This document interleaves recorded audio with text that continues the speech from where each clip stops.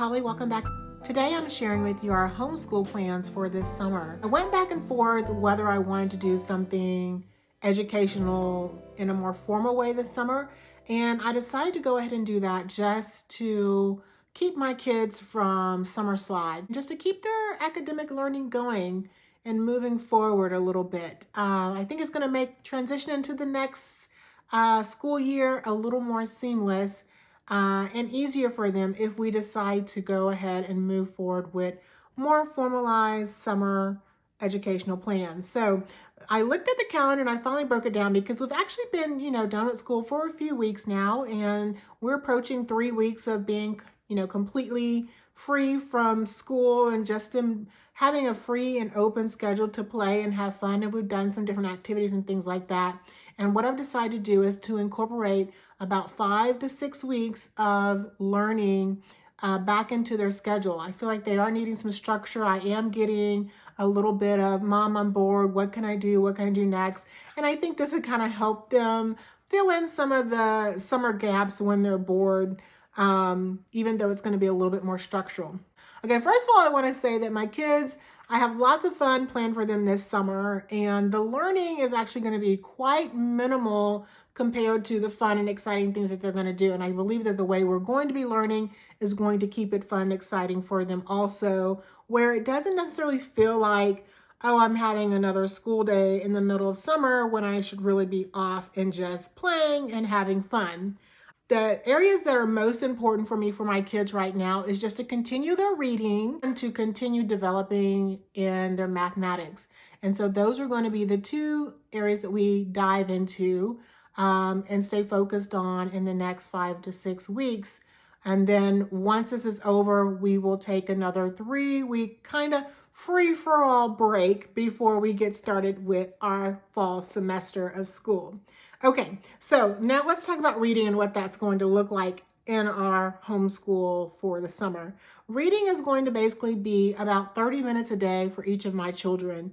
I am working with one of them who is an emerging reader, and so I will be helping her continue to develop her reading skills and just reading to her as well. This reading is going to be different from the reading time that we have before bedtime, and it's going to be in addition to that for both of them. So we still will do nighttime reading, which we do pretty regularly in our home before they go to bed. This will be some reading that we have established for them to do 30 minutes throughout the day, 5 days a week.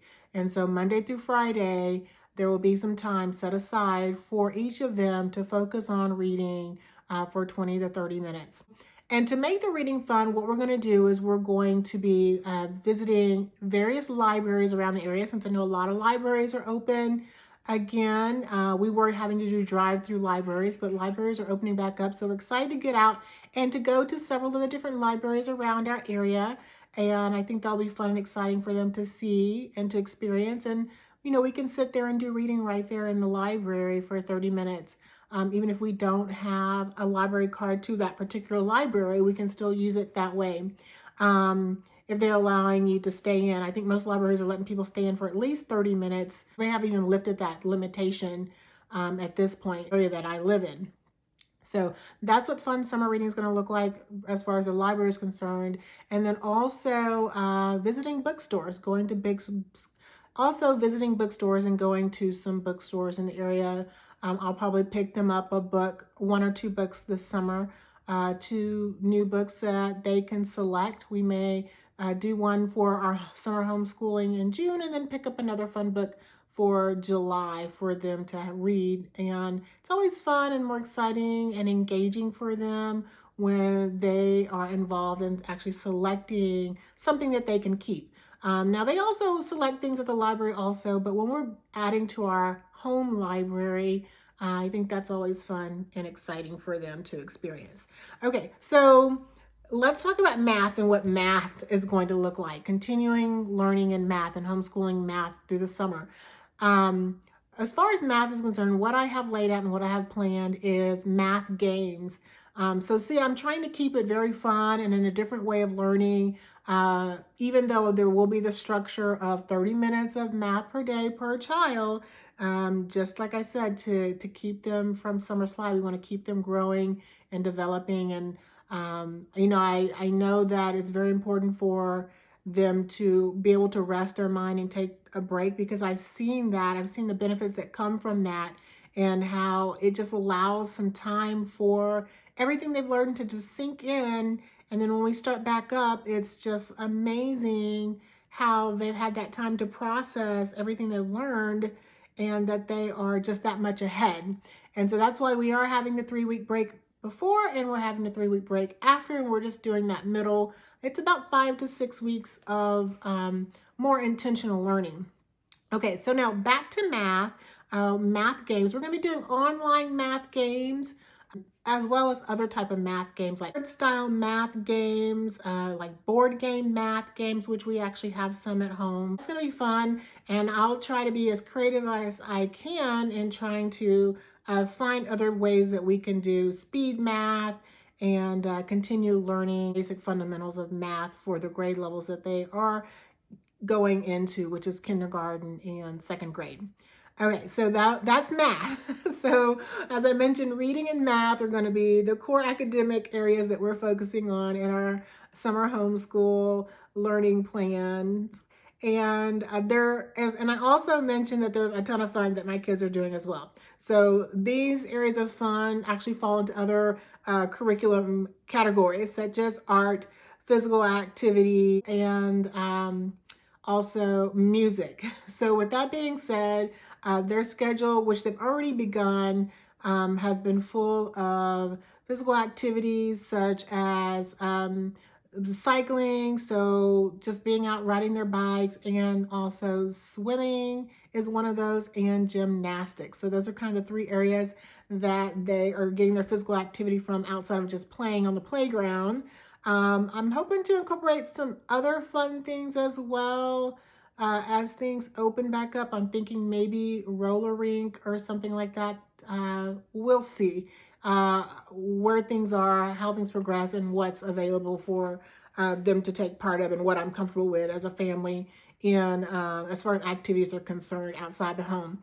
And so the other one was music. So we're studying music through piano lessons. And so we're learning something new and exciting. And so that will be a focus on music, as I mentioned, another subject in school, but we're just kind of doing it over the summer. And that's going to be something else to keep them busy and engaged through this summer. That's fun and new, but it's great for your academic development, your mental development as well, and an appreciation for music and learning music. And the final thing is art. Now, my kids are very much into art. They do art every day, all day, and I'm just encouraging them to continuing doing art since they enjoy it so much, and I'm providing them with materials that they can do so. This is something that they'll probably continue to do on their own with a little bit of my guidance, although I may coordinate some specific things for them, such as unique projects that they can work on and complete, or we can do together with my help, as far as, and build some quality time in there. But just making sure they have access to all the markers and paints and drawing materials, the glue, and everything that they need, so they can continue just having fun making art projects around the home.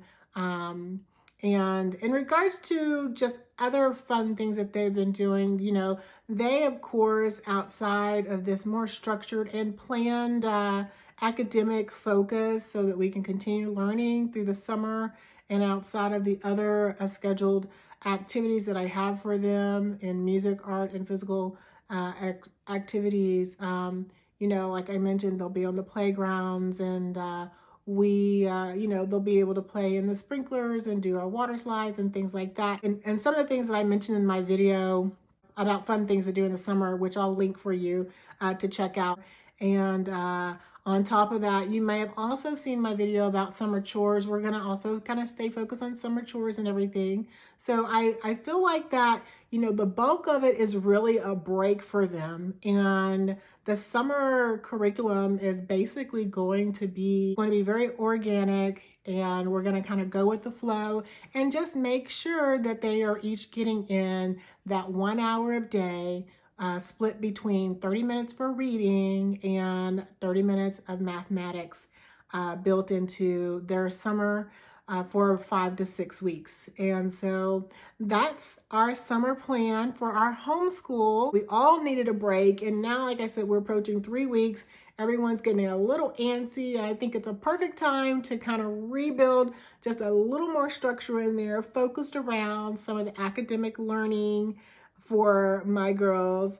And so that's what we're doing this summer. And what are you guys doing this summer with your kids? Will they do any type of summer school and learning? I'd love to hear about it. Please make a note of it in the comments section. And thanks so much for watching my video today. If you're new to my channel, my name is Holly. I am a work-at-home homeschool mom. My channel is all about family and home, and I'd love for you to subscribe to my channel. If you found this video valuable, be sure to give it a thumbs up. It really helps my video get out there so other people can learn from some of the things that I have to share about family and home, homeschool, homemaking, and just home management. So thank you all for watching, and be sure to go over and check out my other videos on summer chores and summer fun activities for your kids. And I'll see you guys in the next one. Bye.